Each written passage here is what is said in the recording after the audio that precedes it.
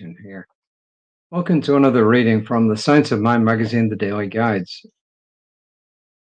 This month's writer is Reverend Dr. Raymond Anderson, and he is concentrating on different meanings of color as it applies to human beings and life in general. So here we go for today's reading. I'm not going to comment on it until I've read it.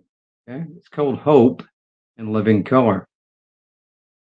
And before anybody gets to think, well, hope is not as good as other things, well, bear with it.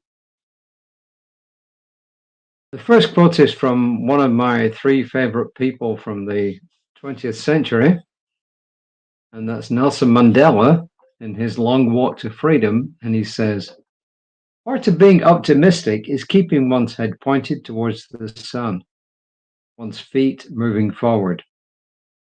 There were many dark moments when my faith in humanity was sorely tested, but I would not and could not give myself up to despair.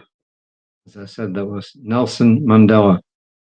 I mentioned before, my three favorite people. There were lots of wonderful people on the planet in the 20th century, but to me, I picked out three. One was Nelson Mandela, the other was Mother Teresa, and the other was Princess Di, all for different reasons, but all three of them saw good in humanity.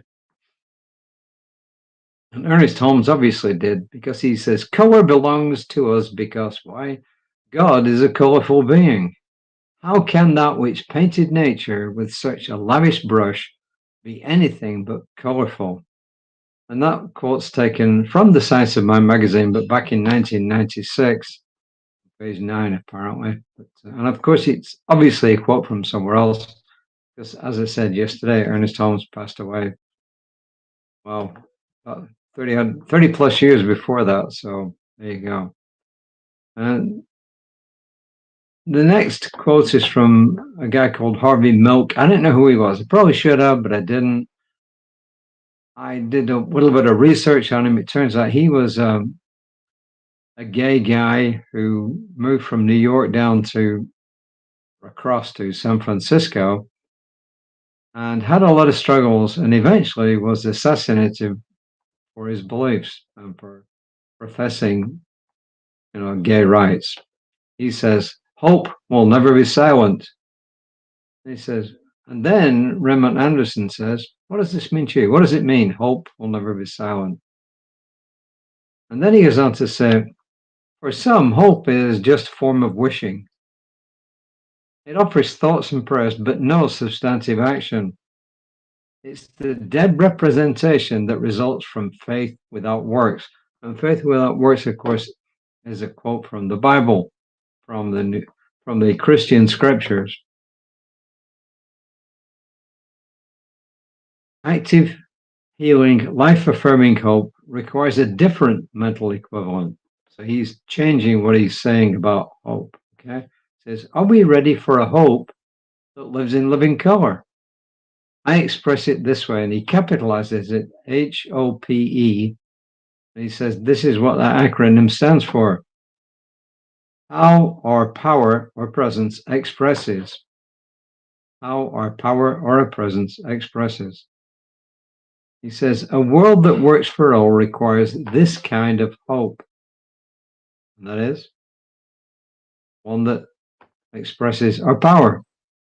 He says, this is the hope that emerged as the gay liberation movement and fueled the ACT UP movement. This is the hope that inspired the suffragettes and the abolitionists.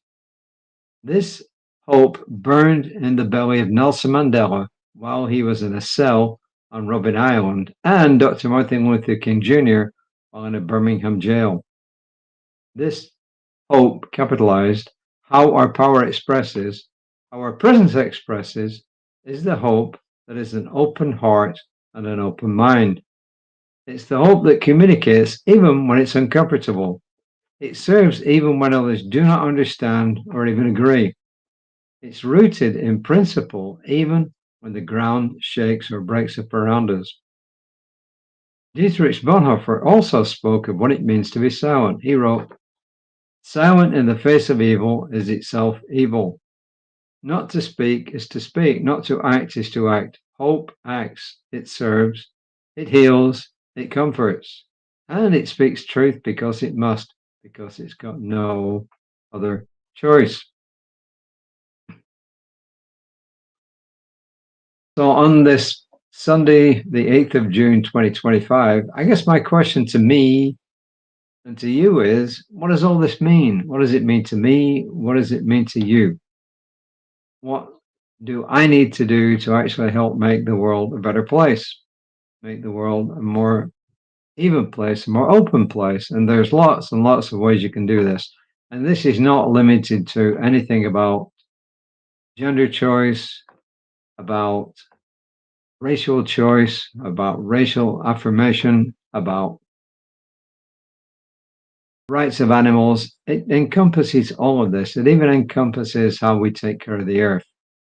And if there's one thing I do speak up for, it's taking care of the earth, because I don't get it. I mean, when I look around, I see the evidence of climate change. I see the evidence of global warming. Is it all due to human intervention, human actions? I don't know. But I do know this, that when I look around from the Industrial Revolution onwards and how much gunk we pumped out into the atmosphere and continue to do, human activity has got to be a part of this. And so my part is to preach this, and it's also to do my best in, for instance, recycling. And the other thing I don't understand, and this may not go over very well, growing up in Europe, we were taught when we went for a meal where we actually helped ourselves and it wasn't served to us, to take what we think we can eat, and then if we needed more, we can go back and get more. But in the States, I see the opposite. I see people pile their plates up and then leave a whole bunch of it on the plates. And this isn't just once or twice, it's a lot. So maybe one thing I can preach is say to people, look, when you go out to a place where you're actually helping yourself to put food on your plate or telling people how much to put on, and you've got the choice to go back later and add more, do that. Take a little and go back and get more. It is not a big deal. So that's one of my pet peeves. I know it's probably not everybody out there's pet peeve. Forgive me for it, but it is one of mine. And oh, kind of upsets me. But the other thing I see is that lots of people are recycling. Whenever I go to the recycling centers around here, I see people recycling a lot of stuff. Every Thursday, which is when the garbage collection comes in our area, where they pick up regular garbage, they pick up the recycling and the yard waste. I see almost everybody has got lots of stuff in their recycling bins. And I think that's a really cool thing. So anyway, this is part of my bit. And the other part is advocating for equal rights for everybody. I mean, I don't get it. Why would somebody think that they're better than somebody else because they're male and not female? Why would somebody else think they're better than somebody else because they're white and not another color? Why would somebody think they're better than themselves because they're one religion and not another religion? I personally don't get it, but I see that people have been brought up in different ways. They've been brought up with different beliefs, and I can understand how they might feel that, but I can't get in their heads. So my job is simply to say, look, you don't have to love someone or something. I mean, you don't have to like someone or something to love it or them. You can accept somebody's different political views. You don't have to agree with them at all. You don't have to agree with their religious views, their views on gender, but at least you can allow them the grace to be themselves. So that's my preaching for today.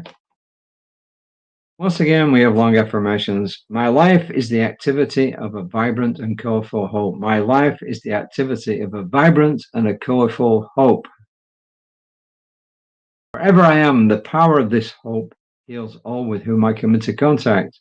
Wherever I am, the power of this hope heals all with whomever I come into contact.